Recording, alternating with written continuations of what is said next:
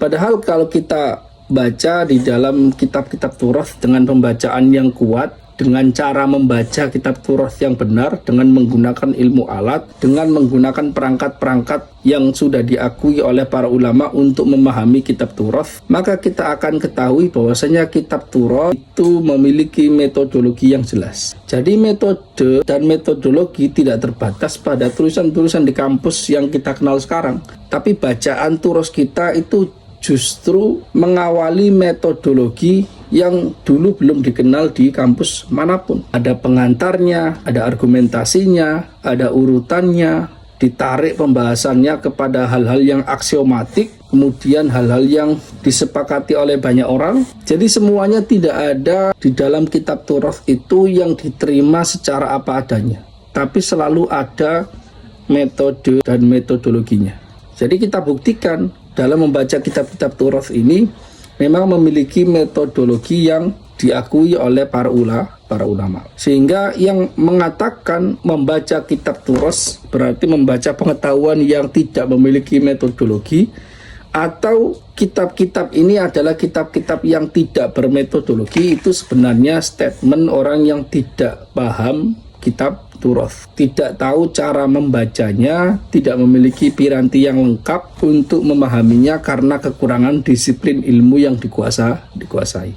Kalau kita membiasakan diri berpikir secara tertib, berpikir secara rasional, maka kita akan ketahui bahwasanya banyak hal, problem-problem pemikiran yang sering kita dengar di medsos atau kita baca di buku-buku, itu banyak yang bersumber karena kita tidak berpikir secara tertib, tidak berpikir secara metodologis, karena tertib itu menjadikan segala sesuatu pada level dia yang layak.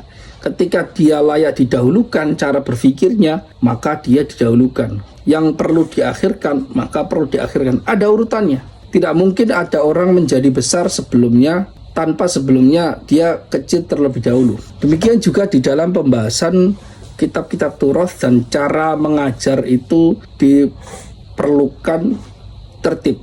Kita mengajar kitab yang kecil terlebih dahulu agar pengetahuan informasi yang diserap oleh pelajar itu bisa masuk secara mudah. Kemudian ketika telah mengakar di otaknya, maka kita tambahkan dengan materi yang lebih berat di kitab-kitab yang lebih tinggi. Kemudian baru setelahnya.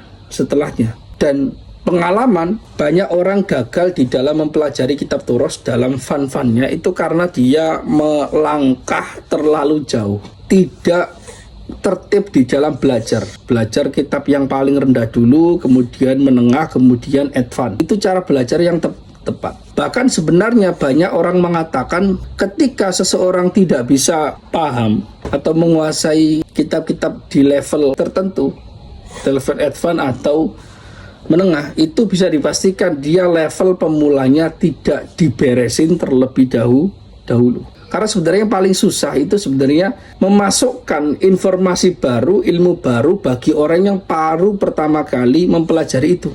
Jadi yang susah itu bukan kitab-kitab yang besar, yang paling susah itu kitab yang kecil. Kalau dia paham nanti bisa akan meningkat lebih cepat dan lebih memahami. Jadi seperti itu, orang yang susah untuk paham nahwu misalnya, karena dia tidak mempelajari yang paling dasar secara tertib, secara tuntas, secara final, baru kemudian ditambahkan informasi yang di level atasnya.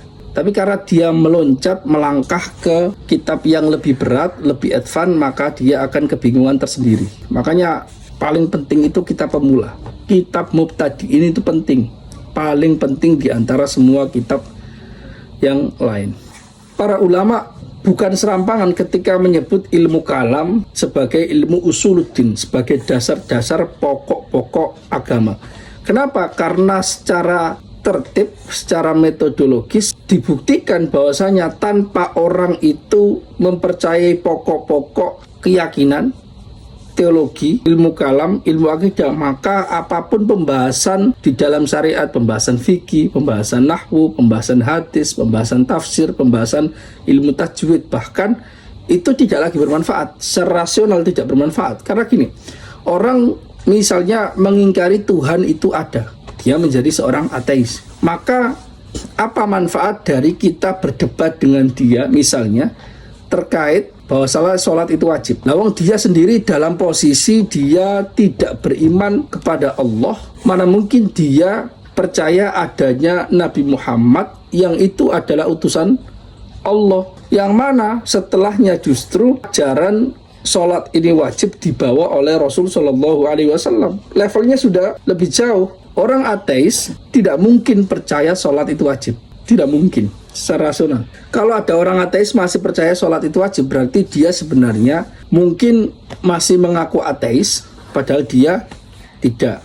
Atau sebaliknya, dia sebenarnya ateis tapi menyembunyikannya dengan cara tidak berani mengatakan sholat itu tidak wajib. Jadi rasional saja, karena memang sholat itu wajib hanya sumbernya dari Rasul, hanya sumbernya dari Al-Quran yang pertama kali diucapkan, disampaikan oleh Rasul. Yang mana Rasul ini menjadi Rasul wajib kita percaya karena dia telah terbuktikan secara rasional diutus oleh Tuhan. Nah, kalau sudah diutus berarti kita sebelumnya harus percaya Tuhan itu ada. Tanpa kepercayaan kita Tuhan itu ada, mustahil kita percaya Rasul itu ada, ajaran syariat itu ada, sholat itu ada. Itu adalah metode tertib secara rasional bagaimana kita merapikan logika kita, rasionalisasi kita terhadap ajaran agama. Karena itu para ulama dengan sangat jenius, dengan sangat tepat mengatakan ilmu kalam adalah ilmu usuluddin, bukan tafsir misalnya. Karena segalanya dibangun dari sana, bukan dari yang lain. Bukan sentimen, oh ini karena ilmu yang saya gemari maka saya sebut dia sebagai pokok dari segala ilmu. Bukan seperti itu. Tapi ada landasan-landasan berpikir, alasan-alasan yang kuat secara rasional mengapa disebut sebagai usulud, cabang agama disebut sebagai cabang agama atau furu'uddin. Demikian. Banyak sekali perdebatan-perdebatan yang terjadi di medsos, panjang sekali. Tapi karena dia tidak menggunakan metode yang dijelaskan oleh para ulama, yang dituntut oleh para ulama, yaitu ta'yinu al-mudda'ah, menentukan titik tengkar dengan cara dia menjelaskan klaim dia secara jelas maksudnya bagaimana sehingga dipahami secara lengkap oleh orang yang nantinya akan mengkritik. Kedua belah pihak harus dalam posisi saling paham yang dimaksudkan dari segala bagian dari statement orang yang mengklaim. Setelah itu baru mulai diskusi. Banyak perdebatan di medsos kita lihat itu panjang sekali, padahal yang dibahas itu berbeda. Istilah sama, maksudnya berbeda. Orang panjang lebar membahas soal apakah dzauq itu bisa digunakan untuk menetapkan akidah atau tidak. Karena ada statement salah seorang yang mengatakan bahwasanya argumentasi akidah